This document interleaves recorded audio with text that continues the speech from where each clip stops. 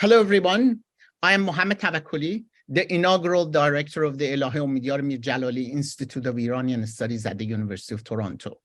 I welcome you all to the Institute's virtual book launch featuring Dr. Sivan Balslev's Iranian Masculinities, Gender and Sexuality in Late Qajar and Early Pahlavi Iran. We are grateful to the Roshan Cultural Heritage Institute for sponsoring the Elahé Omidyar Mir-Djalali lecture series and book launch. At the outset, I'd like to express our solidarity with the inspiring women's movement in Iran and our collective gratitude to Canada's Indigenous people and acknowledge this land on which the Elahé Omidyar Mir-Djalali Institute of Iranian Studies operates. It has been the traditional land of the Huron-Wendat, the Seneca, and most recently, the Mississaugas of Credit River for thousands of years. Today, this meeting place continues to be the home to many Indigenous people from across Turtle Island. We are grateful to have the opportunity to live, learn, and teach on their ancestral homeland.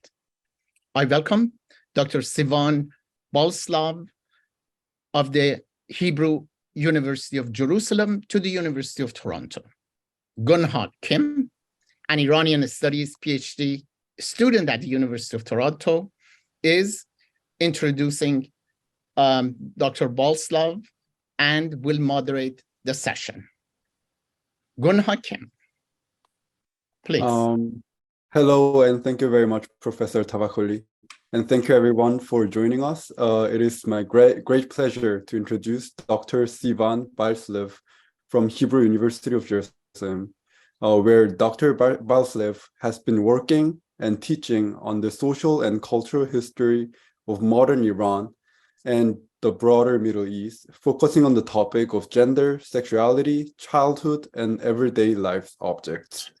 So Dr. Balslev has completed her PhD degree at the University of Tel Aviv in Historical and Iranian Studies, and her dissertation, Java Mard, Focally Boy Scout, Changing Masculinities in Modernizing Iran, circa 1870 to 1940, was published by Cambridge University Press under the title Iranian Masculinities, Gender and Sexuality in Late Qajar and Early Pahlavi Iran. She will give us a talk on this book today. To my best knowledge, the book is the very first book-length study specializing on the history of masculinity in Iran. Please join me to welcome Dr. Balslev. The floor is yours. Thank you very much, Gunha. I'm very, very happy to be here, and I really wish to thank Dr. Tavakkoli for inviting me. I will share my presentation now with you. Okay. Now, what I want to do today in the 45 minutes or so that I have is kind of give you an overview of the book. With the hope that you would still be interested in reading it, that it won't be too exhaustive. And to go chapter by chapter and explain what are my main arguments, actually. And the book came out already in 2019, which is almost 4 years ago, but unluckily for the book and for myself, it came out just before COVID. And so I didn't have a lot of opportunities to go around presenting it. So I'm extra grateful for the opportunity to present it to you. And I would really love to hear your feedback, your questions during the Q&A. So the book is structured both chronologically and thematically, because what I was trying to do in the book was to see how a new modern hegemonic masculinity developed in Iran as you've heard from the late Qajar to the early Pahlavi period, and what were practices, the traits, the images that that joined this new model of masculinity, and also how it served the interests and the drive to hegemony of a new social group. And I will focus. I will expand on these subjects in the talk. Also, the chapters in the book are kind of structured from very universal ideas about being a man or being human, even, and what does it mean to be a human being, to very specific and concrete images of the male body. And so it has, like, I don't know, like a funnel shape in a way, coming from very, general ideas to the concrete corporeal body. I use hegemonic masculinity as a framework for the book. Hegemonic masculinity is a notion developed and coined by sociologist Raewyn Connell. And the main idea behind it is that each period of time and each society has one model of masculinity that is held up on a pedestal, that is socially, culturally looked up to, and that this model is historical, meaning it's changing from time to time and from place to place. And it's also related, deeply connected to issues of power relations. And whereas often when we look at masculinity or patriarchy, the tendency is to look at the power relations between men and women, Raewyn Connell adds another layer to this, because she says it's true that hegemonic masculinity is mostly formed around the necessity to keep patriarchy going, to keep women's subjugation to men, but it also serves and it also creates power relations between different groups of men. And these different groups of men, it could be based on class, on sexual orientation, on ethnicity or religion, but hegemonic masculinity often intersects with other forms of hegemony and other forms of power. So really, what I was trying to see during when I was using this this notion as my big analytical framework was to see what are the power relations that hegemonic masculinity, the changing hegemonic masculinity within Iran was creating and then preserving. So at the beginning, before I tried to look at the new form or the new model of masculinity, I tried to understand what was there before. If we look at the 19th century, mid-19th century, late 19th century, Qajar Iran, what kind of models existed for hegemonic masculinity? That this masculinity that is looked up to. And what I found was the notion of Javanmardi, which is, of course, it wasn't created during the 19th century, but it was still very much in existence during Qajar times. And we know Javanmardi has traits, could be hospitality and generosity and courage and defending the weak and truth telling. And what I was trying to understand is, okay, so who is the Javanmard? Not just what are the traits, or what are the practices. But if we look at social groups within Iran, where can we find Javan Mardi? And when I was looking through the sources, which included newspapers and included also some literature, what I found was that Javan Mardi kind of characterized two very different social groups within Qajar Iranian society. And one such group is the group of the Lutis, the neighborhood ruffians, and they were kind of divided between the bad Lutis and the good Lutis. And the good Luti is someone who is a Javan Mard, who is a protector of the weak, protector of his quarter, of his neighborhood, who is brave, who is helping others. So it's a very prominent figure of a Javan Mard.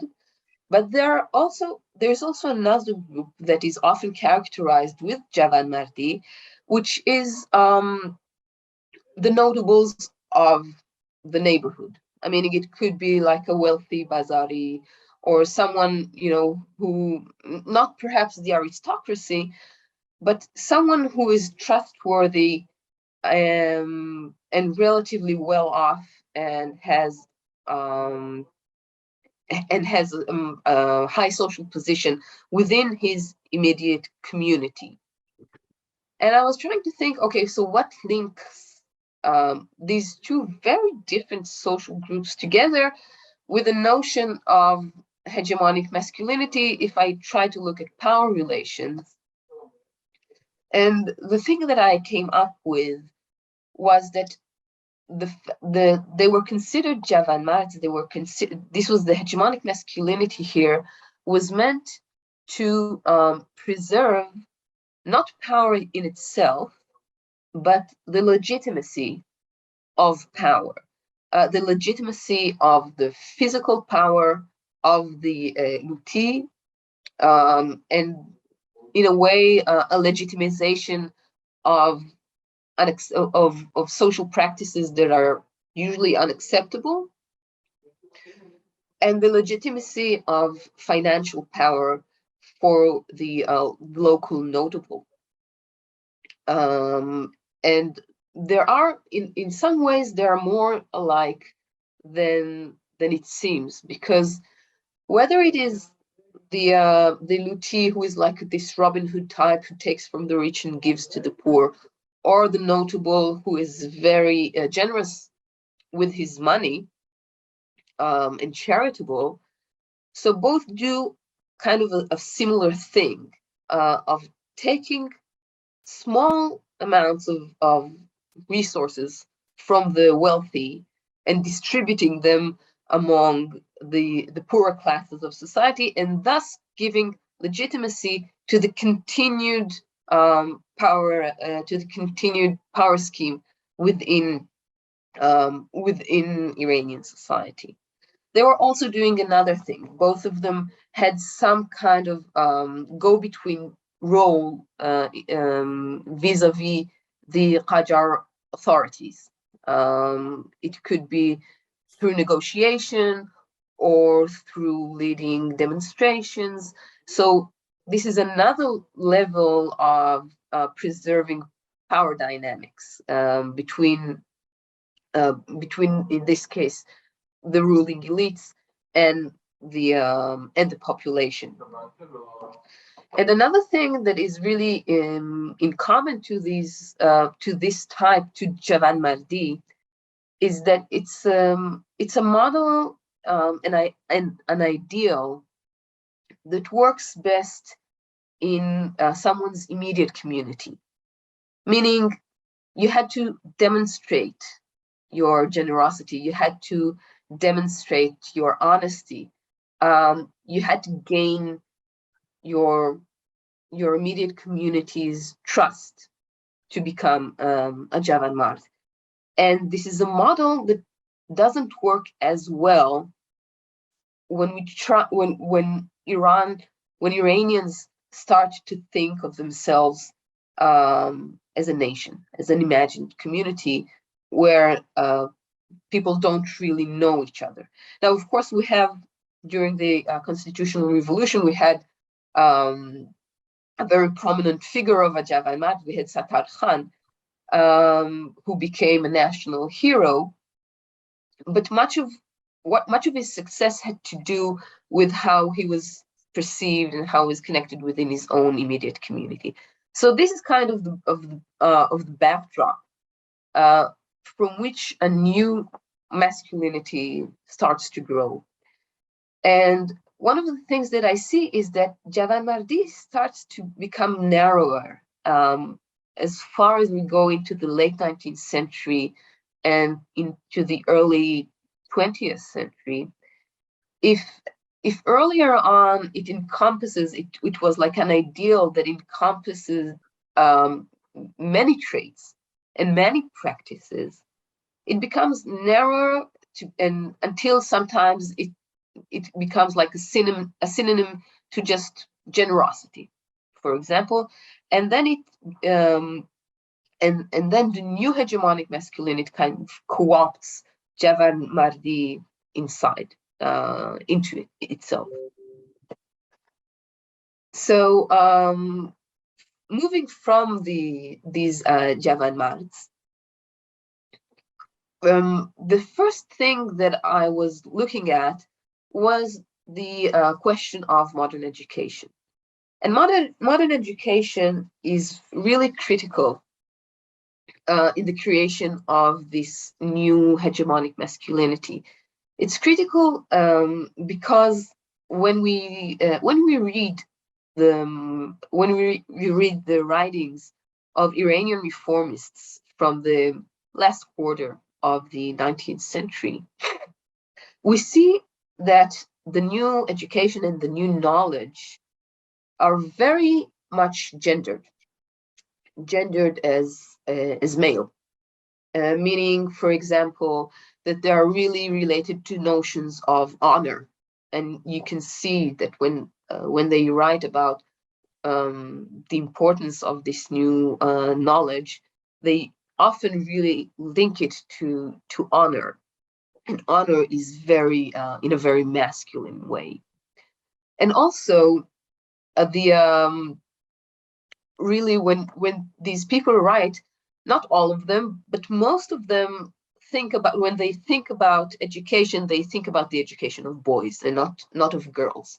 And most students in the new schools were indeed boys, and they were not just boys, they were mostly boys of elite background.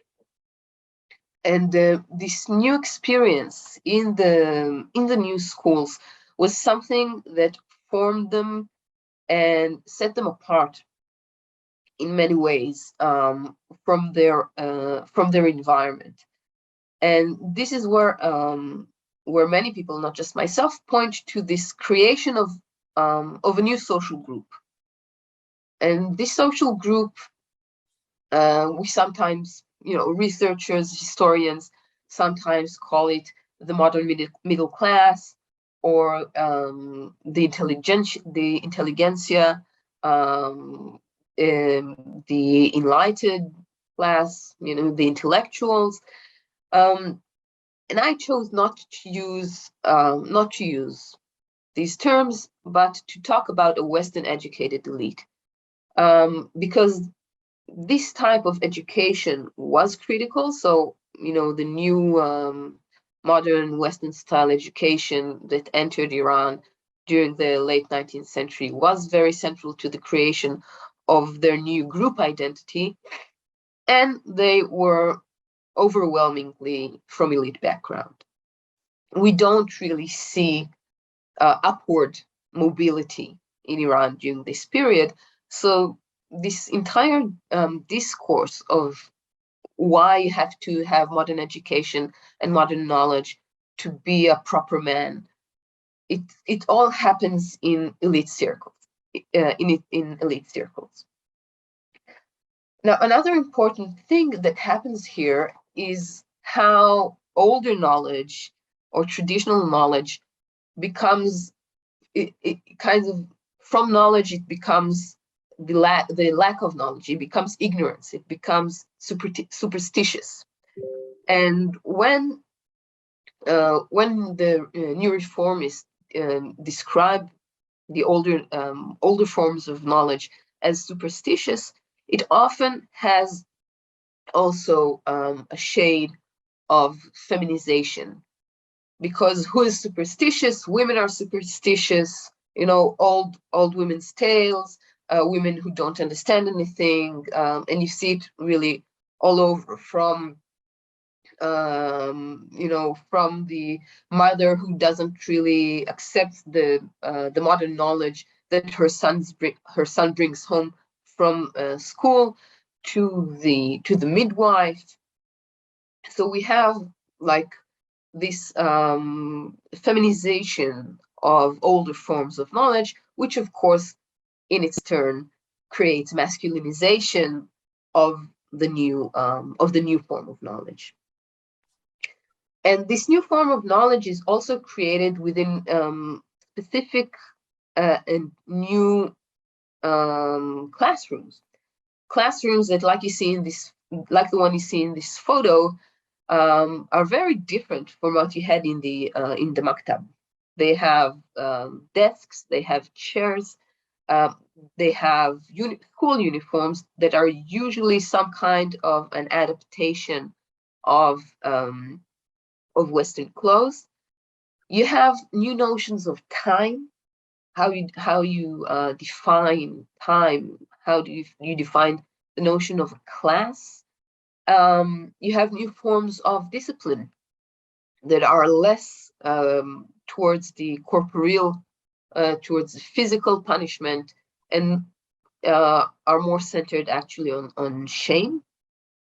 And all this, and this experience of being a student in the new schools creates for these boys a new habitus, a new cultural capital that is actually embodied in how you talk, how you walk, how you dress, how you carry yourself. And again, this is something that differentiates them from their environment. And of course, it's relevant to the to elementary schools, to secondary schools, but it becomes more and more obvious once these men start going abroad to get their higher degrees. So what we have here is a new form of masculinity that is anchored in modern education, in modern forms of knowledge. And this new group is trying to acquire for itself a place of hegemony in Iranian society and inside Iranian culture. And one of the places that this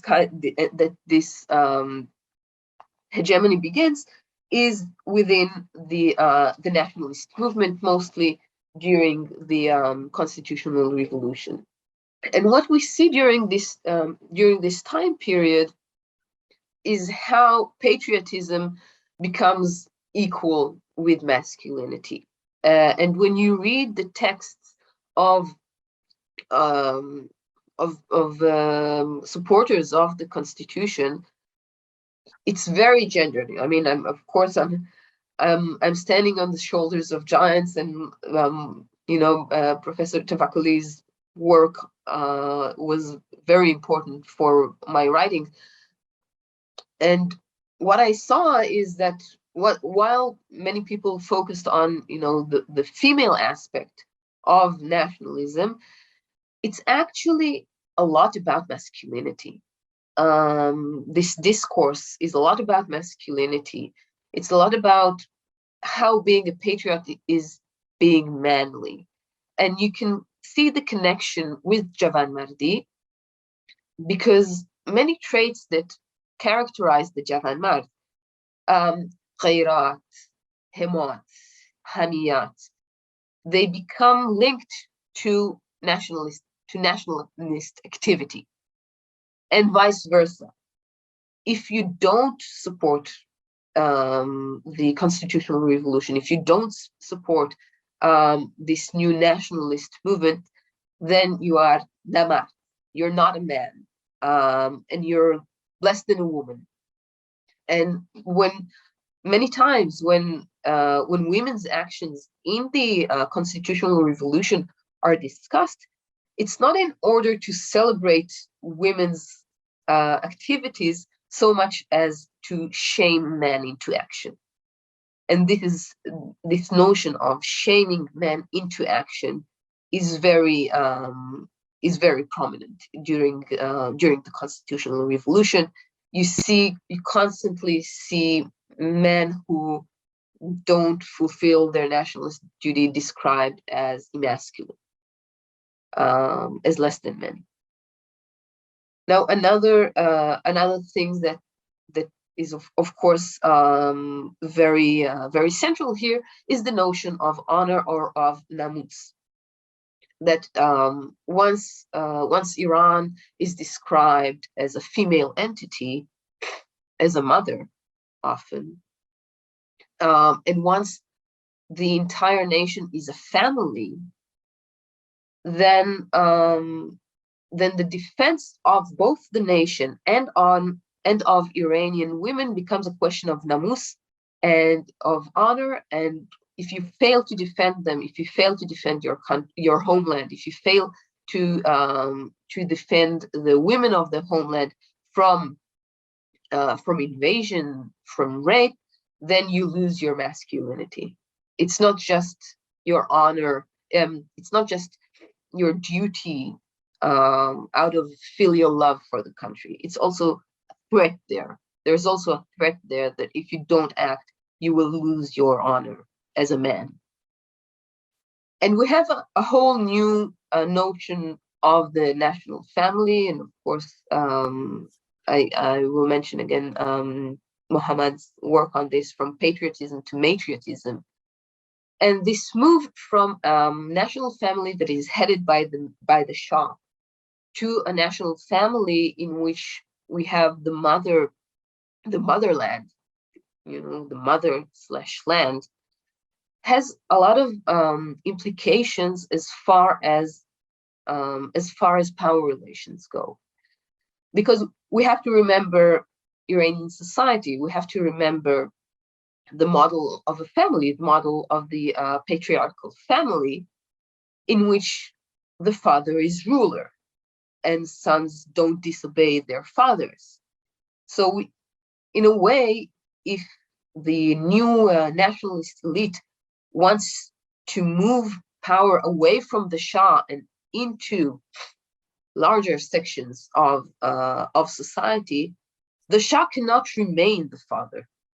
They have to perform a symbolic patricide in order to take their place as national brothers on equal, on some kind of equal ground.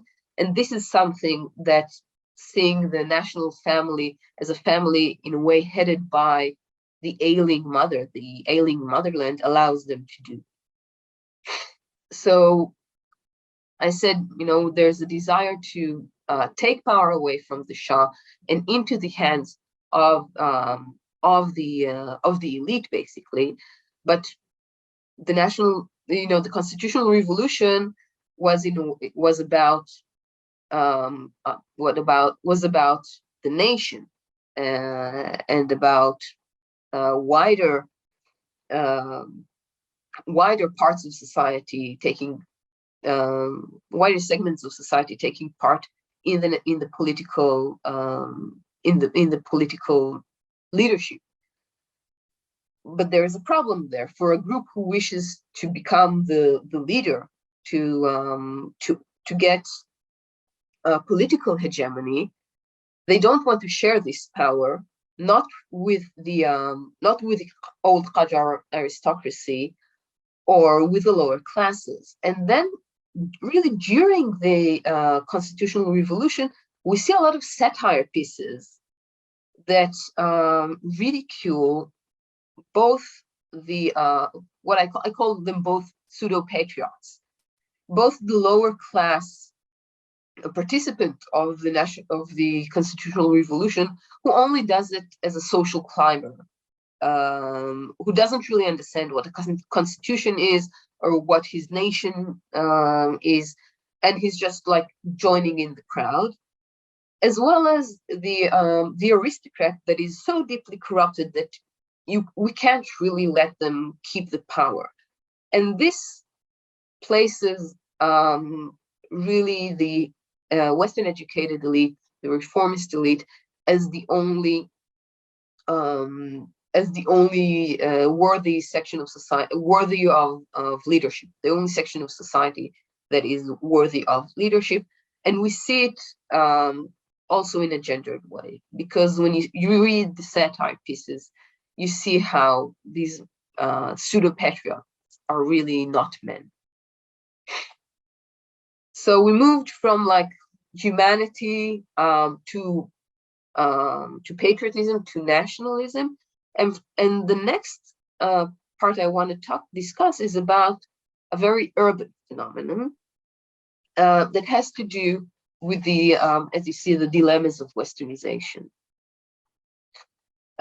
Because once these men went often to Europe and returned, or became much in contact with Westerners, they were beginning to change their appearance, to wear new clothes, to shave their beards, and this was very visible in the streets of the big cities, and it drew much attention.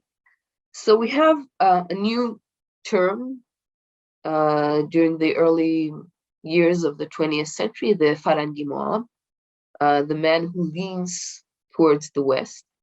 And it's interesting to notice that during the earlier appearances of these terms, it was actually either positively described or in a kind of neutral way. And you can see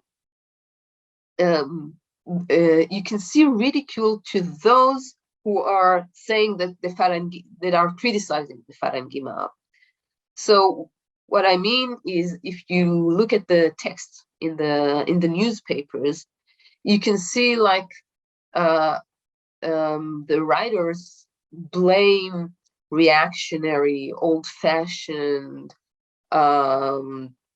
clerics, for example, for saying, "Oh, this is a Farangi mob and it's horrible."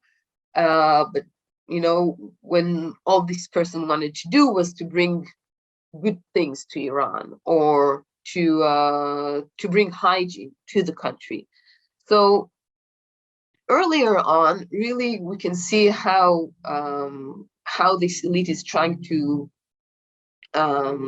present being a Farangi mob as something that is positive, that something that is patriotic, because we see how Iran needs to be fixed, and Westernization is the answer to this. But as we progress during the constitutional revolution, for example, a new term arrives, and this is Fokoli. And with time, Farangi mob and Fokoli become really like intermingled. They become pretty much the same.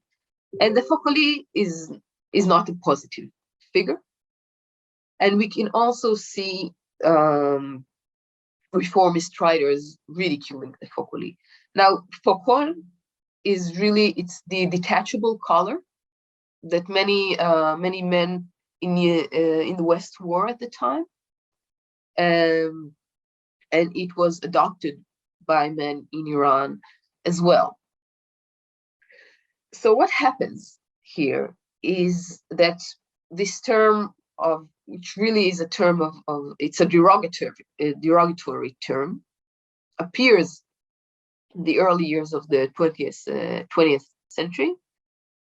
And what the what the educated writers do with it is actually to make it their own weapon and to point it at other groups in society. And these groups are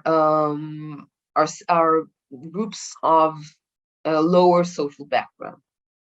So the Foucault is not really this highly educated man who went to Europe, did his PhD there, and then returned to Iran, and he's wearing a suit and he's shaving his face. No, this is someone who only has the superficial characteristics of becoming westernized. The clothes, the cane, the perfume. Perfume is very important there, but actually underneath he's completely, he doesn't have the cultural capital that should allow him to look like a Westerner. And a common phrase about Foucault, "Pose Ali jibe khali." He thinks of himself, but his pocket is empty. So this is how the Western educated elite takes this term and say, okay, we're not Foucault. We know our stuff, we know Western culture, but those who try to look like us, but without having neither the cultural nor the financial capital, they are the Foucaults. And the Foucault was really a troubling figure for these people, because he was presenting a nationalist threat, because he was slavishly taking after the West. He was also presenting a gendered or sexual threat. On the one hand, he was presented as someone with predatory sexuality, heterosexual sexuality, one who preys on women in the streets. But also he reminded Iranians of the Amrad, or the Amrad Numa, the man who tries to look like an Amrad, and I'm going to speak about it in the next slide. And actually bringing to the surface homoerotic tendencies, homoerotic desires that the modernization of male sexuality was trying to suppress. And it was a class threat. For the men of the Western educated elite, they didn't want other men to look like them, to try and join their ranks without having, as I said, the cultural and financial capital to do that. So now, mostly during the interwar years, there's a lot of discussion about male sexuality through the discussion of marriage crisis and population crisis. And there's this feeling or this discourse that Iran's population is too small and too unhealthy. And this is a nationalist problem. And it should be solved by a change of male sexuality and by a change in the model of marriage, from the arranged marriage, polygamous marriage, to companionate marriage, which is supposed to solve all of these problems. So what we see is kind of an attempt to direct men's sexuality in the to become procreation oriented. If we don't have enough people in Iran, so we should reproduce more.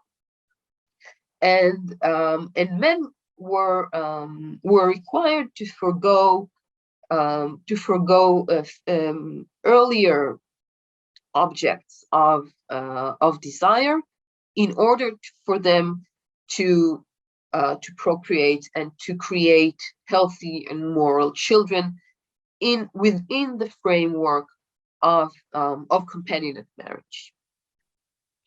And one of these objects of desire is the amrad, the boy or the youth who hasn't grown full facial hair yet. You can see a photo of one of them in here. This boy is actually also a dancer. And of course, you know, homosexual sex is not procreative, so the amrad had to go. And also, excuse me, I would love to speak more of it during the Q&A. I think that in a society that goes through the turbulence of modernization, these figures that are liminal, that are in between, that are unclear in the gendered way, the sexual way, have had to be pushed to the side.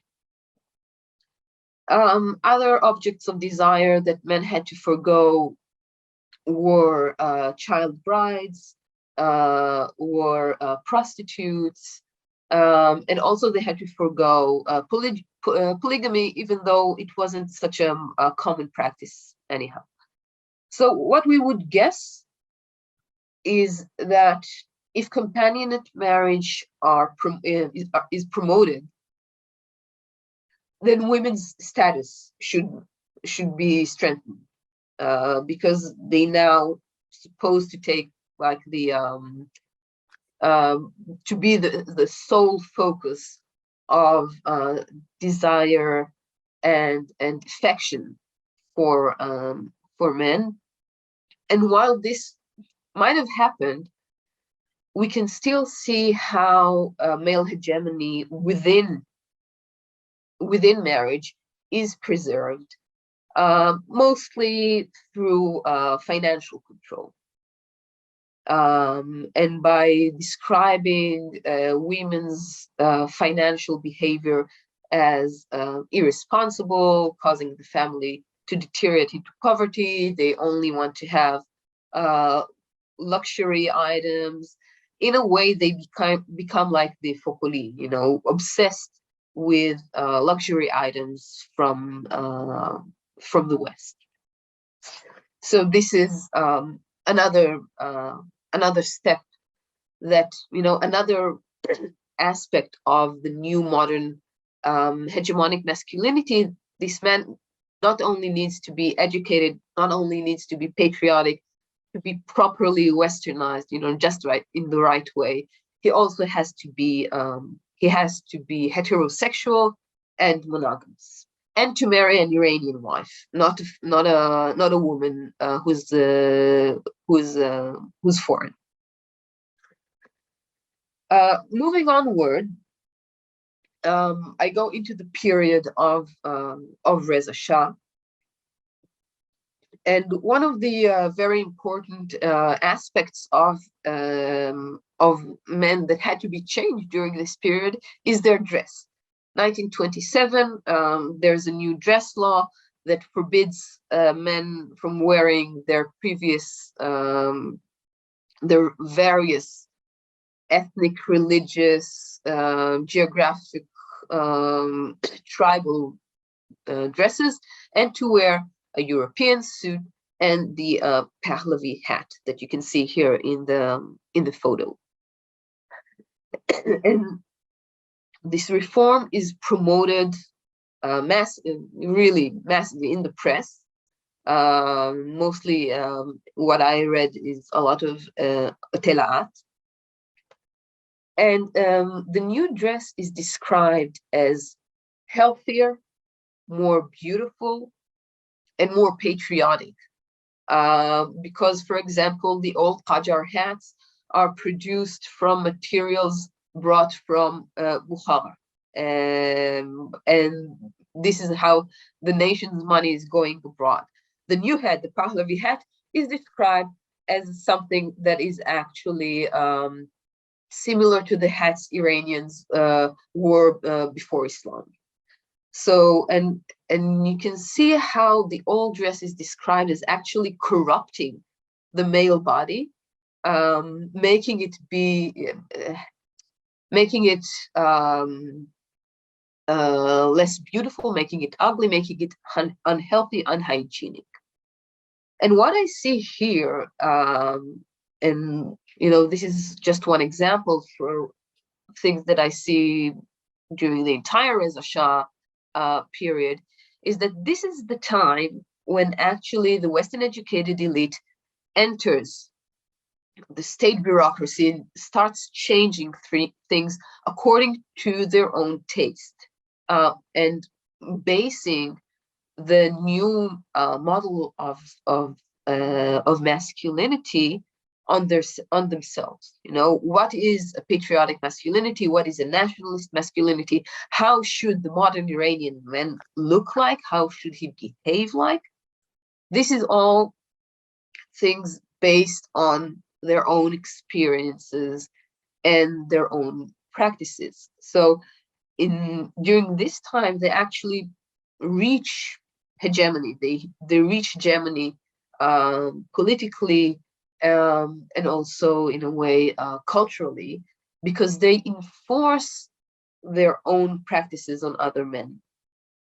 And think about how it felt like for men who weren't used to wearing westernized dress. And if you look closely at this photo, this guy here is one of these men. How uncomfortable they must have felt in their bodies when they were forced to change into a dress that they didn't really understand. Often they thought of as indecent, whereas already, the men of the Western educated elite were already wearing suits before 1927 or 1929, when the law came into action. So this really kind of entrenches the cultural hegemony as well as the state's power, to intervene with something as personal as clothing.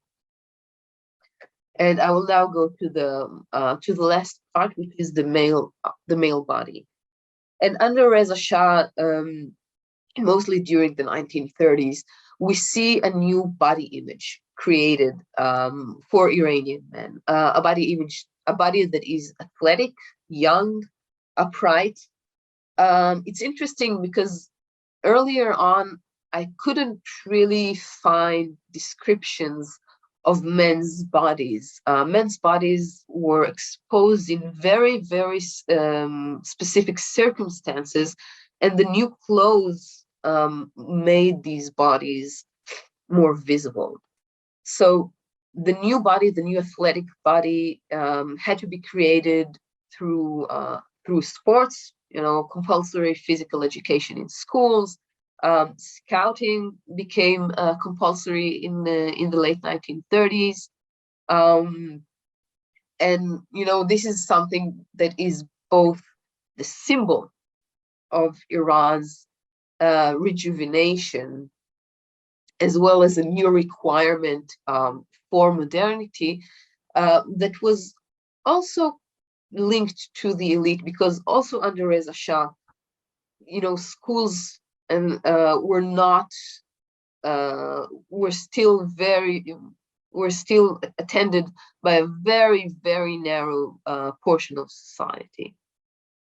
And lastly, we have the issue of military service that had to be marketed to Iranians, among other things, as a way to create a better looking body, because the elite didn't really want to do military service, and despite the fact that it was compulsory, we see that the people who actually got into the military were, at the beginning at least, mostly from the poorer sections of society, while the elite really looked at military service as a waste of time, and not as some kind of a masculine ideal. So I think I will finish here. I will be happy to hear your questions. I will be very happy to discuss more the visual materials that I have because they're very interesting. And thank you for the opportunity.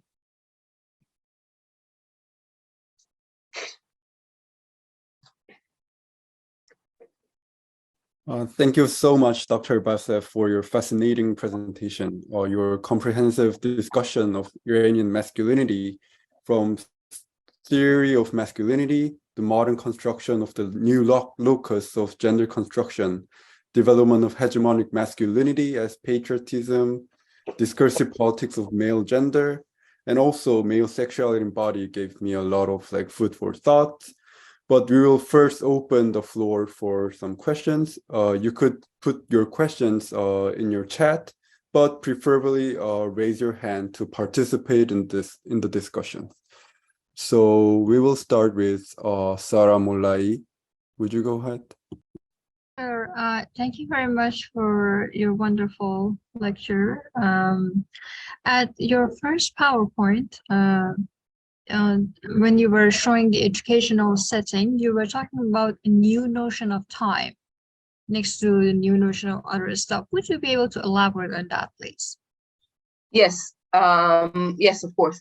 Actually, in the maktab, you don't have classes as we think of them. You don't have chunks of 45 minutes or an hour dedicated to a certain subject. We have many children of many ages. They're all reading different texts at the same time, and each and every one kind of advances according to their own phase, which is something, funnily, this is something that today very progressive education goes back to, letting children of various ages study together and each do their own subjects. And but when the new schools enter, suddenly you have a timetable. You will study French from this hour to this hour, and then you'll have math, and then you'll have geography, and this goes, throughout the week and throughout the year. And I really remember one of the memoirs of the people that I used. He said when he moved from the maktab to the new school, he said suddenly there was time. Before we didn't have time. Now we have time that is very felt. They have the bells ringing to go in and out of class. One of the things they tell teachers when you read, the nizamnames, the regulations for teachers, a teacher must come to class on time and remain in class until the end of class.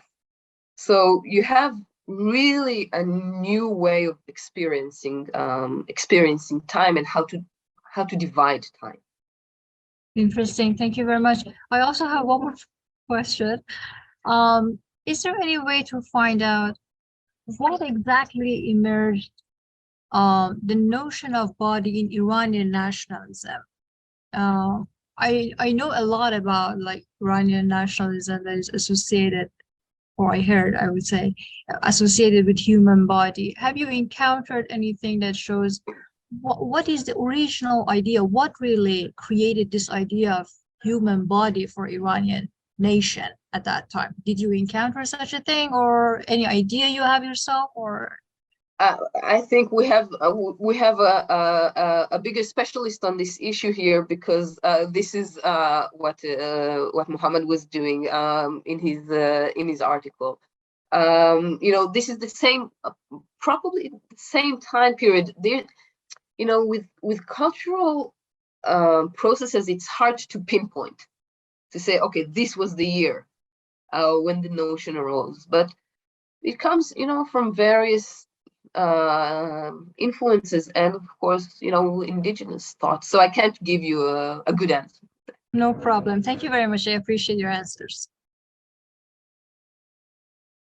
Thank you. And next question, Ali Hashemian. Thank you so much for your talk. And I have two questions One is related to the first chapter of your book and the notion of Javan Mardi that you also explained in the beginning of your presentation. And the second one is related to the emergence of modern hegemonic masculinity as it is described in your book and also in your articles.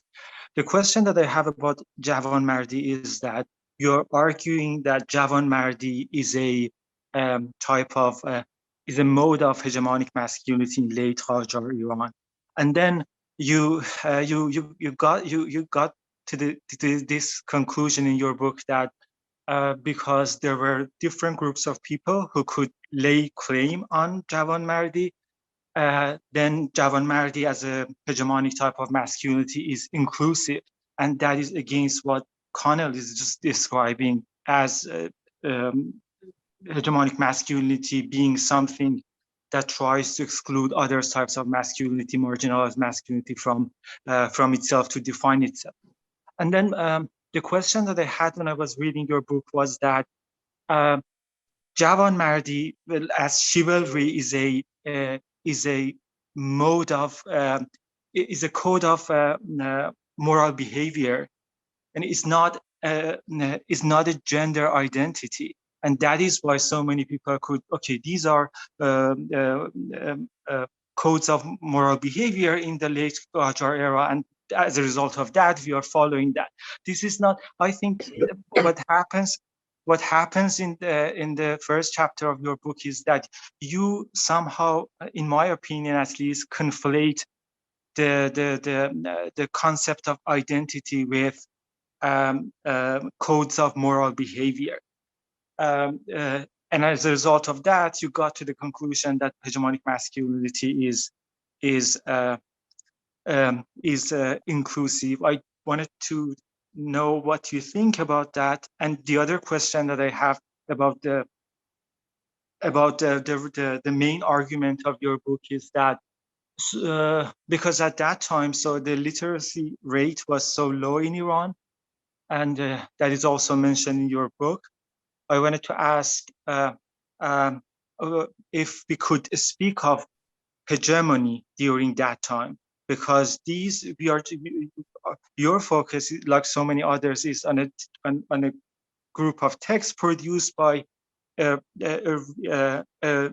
group of men, and and the hegemonic masculinity operates as at a national level, but it doesn't mean that the majority of people are not exposed to those ideas. And how is it possible as a historian to speak of the concept of hegemony when we are talking about late 19th, early 20th century Iran? And I'm asking these questions because I'm doing this research, PhD research on the same topic, and I'm dealing with these questions. I just wanted to know what your opinion on these comments are. Thank you. Thank you. These are really great questions, and these are questions I've been thinking about myself, trying to wrap my brain about these things. And regarding your first question on the inclusiveness of hegemonic masculinity and how I fit it in with Connell's model, and what I was thinking about, and I hope, I don't know, I hope this is a satisfying answer, is that during this time in Iran, social mobility was not so great. So, you didn't really have to push other strata away from hegemonic masculinity. You didn't have to close the doors, but what you did have to do was doing the work of legitimacy. And this is what I was trying to say, because hegemony is not just power. It's power plus legitimacy of power. And I think in here, if we don't look at the power aspect, but we look at the legitimacy of power aspect, then it helps us. Then it helps us say, okay, what did Javan Mardi do for these people? it helped them preserve their status through the legitimacy of power. And about how can we even speak about hegemonic masculinity in a country as huge as Iran? So, you know what? I guess that in Balochistan or in Kurdistan, you know, this wasn't the hegemonic one. We talk about, I talk about the urban centers, but I think, of course, I don't have the texts for lower classes, okay? But I think if we look, for example, if we think about the Fokuli, and we think about the energy that these men were taking to denounce the Fokuli, to ridicule him, it suggests that people from lower strata were trying to look and to behave like the Western educated elite. They were trying to dress like them. They were trying to speak like them, you know, spreading French words into their in their Persian. And this is something I think suggests hegemony. And also, I think when we read memoirs from the later period, let's say 1930s, okay, and I say specifically regarding, for example, the dress reform, then we see a child that looks at his father, and his father is really trying to stick to his abba and rabba, and, you know, and not to wear the new suit. And he said, he's so old-fashioned. He looks like he's like 1,000 years old. So you can see a child that for him, you know, this new way of looking became the norm, became like the regular thing, even though it's so new. You know, in a span of 10, 20 years, this was something that if you're not wearing a modern suit, then you're completely, you know, you're so old-fashioned. So I think these are kinds of the things that allows us to say, okay, it was hegemonic because people wanted to look like this, and if people were insisting on not looking like this, you know, their own children were kind of laughing at them.